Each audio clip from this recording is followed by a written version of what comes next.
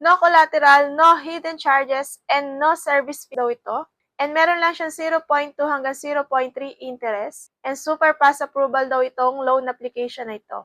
And maaari kang makapag-loan dito ng up to 50,000 pesos. And payable daw siya ng up to 12 months. So, meron daw siyang terms na 3 months, 6 months, and 12 months. So, napakaganda na naman ng loan application na lumabas sa ating pag-i-scroll. And ayun nga mga ka-reloan, hello po. Welcome again sa ating YouTube channel. And today nga ay meron ulit tayong re-reviewin na loan application na dumaan na naman sa ating newsfeed. And napakaganda na naman ng kanyang ipinapakita and talaga namang mahuhook ka dito. So, subukan na natin to para makapagbigay na tayo ng review at masabi natin kung totoo ba at maire-recommend ba natin ito. So, bago kayo mag-download nito at bago kayo mangutang dito ay manood muna kayo sa ating review. So, bago ang lahat ay huwag kalimutang mag-subscribe. Pindutin mo na rin ang notification bell para ma-notify ka tuwing tayo ay mag-upload. Mag-comment ka na rin and i-share mo na rin itong video natin. At sa unang mag-comment sa video natin ay makakatanggap ng reward sa ating cash. Ayan. At ayun nga, wag na natin itong patagalin. I-download na natin. Ito yung aking nakita sa aking pag-i-stroll, si Peso Kwento. Napakaganda ng kanyang ipinapakita dito sa Facebook. Wala siyang collateral, walang hidden fees, at wala din siyang service. And napakababa ng kanyang interest na 0.2 hanggang 0.3 interest. Dalawa yung nakita kong post ni Peso Kwento, and magkaiba nga yung daily interest niya. Meron 0.2 and meron 0.03%.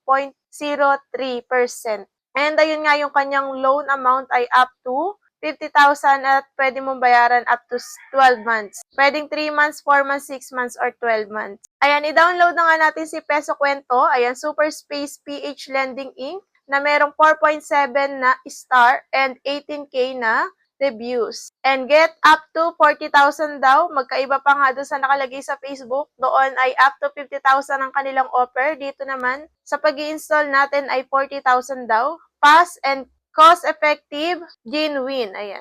No collateral needed, just a valid ID and mobile number to get started. And ito daw ay SEC registered ng FT Lending, fully authorized by the SEC Philippines. So, legal naman daw siya dahil siya ay SEC registered. Fast and simple application, as fast as 5 minutes. Easy cash out options. At ayan na nga, pagka-download natin sa kanya ay lumabas na yung kanyang notice. And lagi kong paalala, bago tayo mag-agree dito ay basahin muna natin ito ng buo. Para if ever na ma-download natin to at mag-loan tayo sa kanya ay wala tayong pagsisihan at wala tayong masyadong maraming tanong. At ayan nga, nakalagay sa kanya ay 10,000 amount. Nung may agree natin, ito na yung lumabas. And mag-apply now na tayo para makita natin kung 10,000 nga ba yung ibibigay niya sa atin. So, hindi niya tayo nabigyan ng PK. At pagka-apply now natin, lumabas na si Welcome to Peso Kwento. At ayan, hihingi niya na yung ating mobile number. And bago tayo mag-login dito, basahin muna natin yung kanyang privacy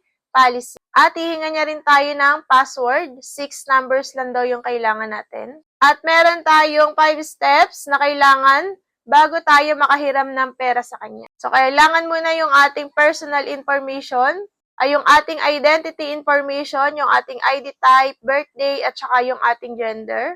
Ayan, piliin lang natin dyan, pati yung ating marital status, yung ating education, residential address, at hihingi niya rin yung ating email. At kung meron tayong second phone, ay hihingi niya din pati na rin ang ating social account. Yan, nakalagay dyan, Facebook. Hihingi niya rin yung ating email address ng Facebook. Bakit kaya Ipopost kaya tayo nito kapag hindi tayo nagbayad sa kanya, kaya niya hinihingi yung ating Facebook.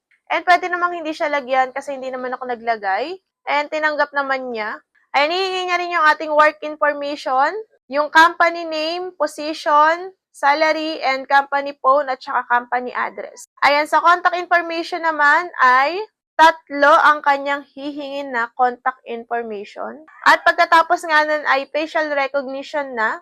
Pagkatapos ng ating facial recognition ay mag-upload na tayo ng ID natin. So, kailangan daw ito, pipicturean natin yung likod at harap ng ating ID. At ayun na nga guys, congratulations daw, wala pang ilang minuto ay na-unlock na natin yung loan amount na ibinigay niya sa atin. Ayan, new loan amount is unlocked only today. So, kailangan daw mag-apply na daw tayo dahil today lang daw ang binibigay niya dito. So, 12,000 yung kanyang naibigay sa atin na loan amount. At ganito yung style ng kanilang paglo-loan na nakalagay product list. Ayan, nakalagay new recommended, 100% successfully yung ating 12,000. And meron din sa mga baba na peso 18, peso 22, peso 4, peso 27, ayan, peso 6, peso 21, peso 14. So, pwede kayong mamili dyan kung ano yung gusto nyong i-loan. Ayan, nakalagay naman cash out. Pero hindi ko maintindihan bakit pinaghiwa-hiwalay pa niya na ganito. So, ito ba yung pwede nating utangin kahit na nakautang na tayo sa peso 18, peso 22?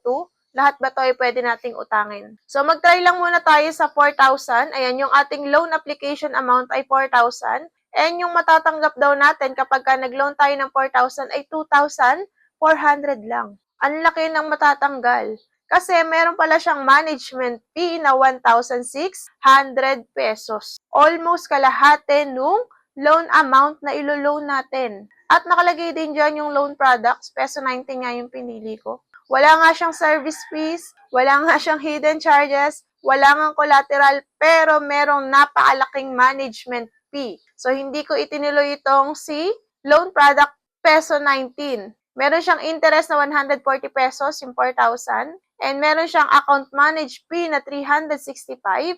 And meron din siyang platform service na 365. And yung risk fee na 365 at yung credit fee na 365. So, yun po yung nilalaman ng management fee.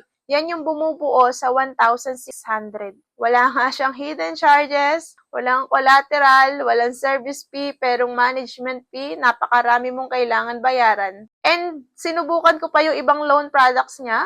So, dito naman tayo kay peso 17 at ganun din yung lumabas. Meron din siya management. Sobrang laki nito, guys. Kaya, hindi ko na siya tinuloy. Hindi ko na siya tinuloy at hinanap ko na yung kanyang logout at ayoko nito, baka mamaya ay makompromiso pa tayo dito. Hindi tayo uutang sa ganitong kalaking kaltas. Hindi natin siya buong matatanggap and napakabilis lang ang mag-apply, pero sobrang laki ng matatanggal sa iyong ni-loan. And doon sa kanyang details ay wala ring nakalagay kung kailan natin siya tuwing babayaran. Baka 2 weeks lang din to or 7 days. Pero kahit na, sobrang laki pa rin ng matatanggal dito sa atin. Maliit nga yung tubo niya, yung interest niya, pero ang laki ng matatanggal. Kaya it's a no-no po ito. Para sa akin ito ay isang red flag. At yung kanyang ratings dito nga sa Play Store ay napakagaganda. Meron siyang mga 5 star. Pero nang isearch ko naman siya sa Facebook, ay meron pa nga siyang page na may pangalan na Peso Kwento Loan Victims Harassment. So, ibig sabihin po si Peso Kwento ay malakas mangharas. Ayan, nabasa ko nga dyan. Grabe ang Peso Kwento, akala mo may lisensya sila. Hindi pala sila SEC registered, pero grabe ang harassment at threats nila. May naipost na raw sila sa ibang victims sa Facebook at na-mention nila sila sa company page nila, which is very much against sa batas ng cyber libel. Nagbibigay lang sila ng reasons na huwag na magbayad at i-report na lang sila. Gusto ko magbayad pero grabe ang harassment nila. I-report ko na lang sila sa NBI dito sa amin. So ito ay komento noong December 9, 2025 lang. So halos latest lang din ito. Hindi daw ito SEC registered pero nakalagay naman sa kanila ay SEC registered sila.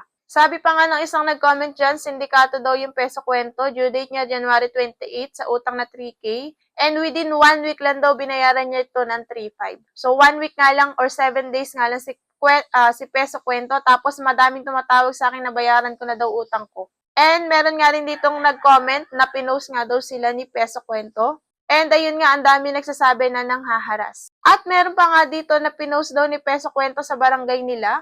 At ayun, hindi daw niya alam yung kanyang gagawin. Babayaran naman daw niya yung pagkakautang niya pero madedelay lang. Pero kung ano-anong text na at ang natatanggap niya, lalo na yung post na ginawa sa kanya sa barangay. At meron pa nga nagsabi na tumatawag sila sa tatay at mga kapatid at kaibigan ko. Nagsabi pa na ipopost daw yung ID ko sa social media at mag-PM sa mga friends ko. Yung office nila sa Ortigas lang pero nagpatulpo na ako. Ni-refer agad ako sa SEC. Nag-compile ako ng mga documents at recordings na hawak ko. Then, schedule for legal. Planning na rin mag-NBI kasi grabing salita na hindi ko makain. At ayun nga guys, yung mga nabasa nating review kay Peso Kwento. No hidden charges, no collateral, no service fee, pero merong manage fee na saksakan ng laki na ikakaltas sa loan amount mo. And 7 days mo lang daw kailangan itong bayaran. At nanghaharas sila. tawag ng tawag, pati sa mga contact reference mo at sa mga kaibigan mo, pati na rin sa Facebook. Sabi na nga ba, kaya nila hinihingi yung Facebook account mo o yung email mo sa Facebook para magawa nila ito. So, yun lang guys. Kung kayo ay naaakit kay Peso Kwento dahil napakaganda ng nakalagay sa kanila dyan, kapag nag-scroll tayo, talagang mahuhook ka. Kung ako sa'yo, mag-isip ka muna ng 10 beses bago ka mag-loan dito. At kung ako rin sa'yo, ay huwag ka nang mag-loan dito. So, yun lang guys. Thank you for watching and mag-subscribe na kayo. Bye!